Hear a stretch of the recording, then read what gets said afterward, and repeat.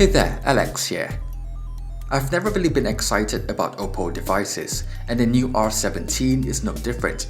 But since I had the chance to spend some time with it, I thought I would share my quick impressions of the phone with you guys. First of all, let's start with design. This is a pretty good looking phone, especially from the front.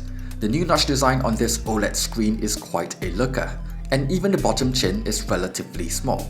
To me, this is how the notch should have evolved from the Essential phone. The quality of the display is really good as well, so I've really enjoyed watching content on the phone.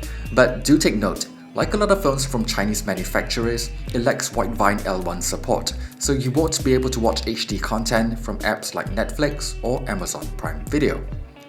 Hardware-wise, the R17 continues the tradition of using new mid-range Qualcomm chipsets. This time round is the Snapdragon 670. It's also paired with ample amount of storage and RAM. In terms of the performance of the chipset, I have no complaint whatsoever. It's able to run games well, and apps launches quickly.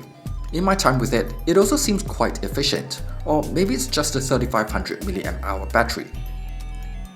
This is where I want to talk about Color OS. I'm not a fan of it at all, from the way it looks to the way it works.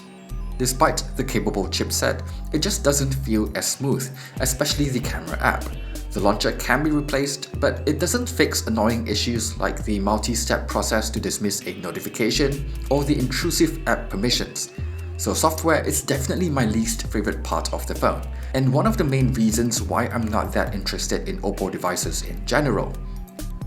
While the camera app experience isn't that smooth, it is able to produce pretty good looking images. Pleasing looking colors, nice details, and even the dynamic range is not that bad thanks to the Auto HDR mode. Low light performance is pretty decent too, and overall, it's what I would consider to be a decent camera. It lacks hardware stabilization, but 1080p recording does have software stabilization. I don't take selfies frequently, but I do think that the front camera on the R17 is pretty good. It's able to capture a lot of details with the 25 megapixel sensor, and if you want to, you can also apply a whole bunch of beautifying effects. This will probably appeal to some folks. But this is where I want to make it clear that this is not a phone that I recommend buying, especially in Singapore. The R17 sold here does not come with the in-screen fingerprint sensor or any sort of fingerprint sensor at all.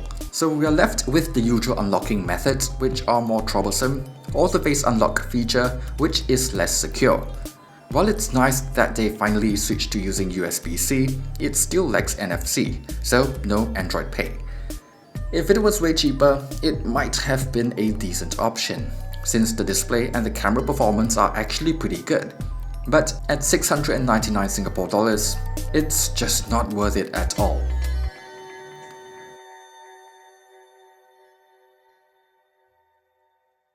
Thanks for watching my quick review of the Oppo R17. If it was helpful, be sure to leave a like and subscribe to the channel for more content in the future. Thanks again, and see you guys on the next one.